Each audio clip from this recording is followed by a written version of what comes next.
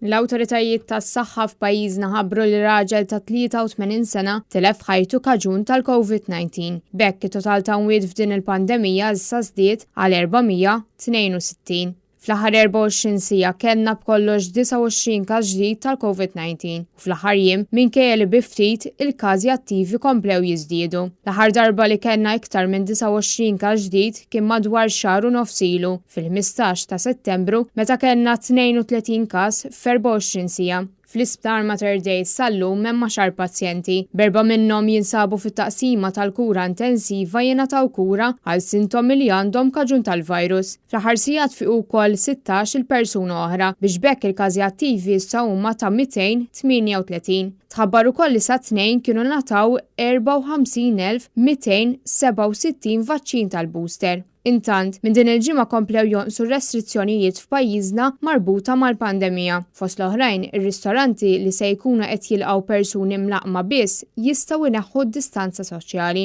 u żdied il-ħin għal viżitaturi fid-djar tal-anzjani. Żdied ukoll l-ammont ta' persuni li jista' jkun hemm f'attività waħda u issa se jkunu aċċettati sa 300 persuna.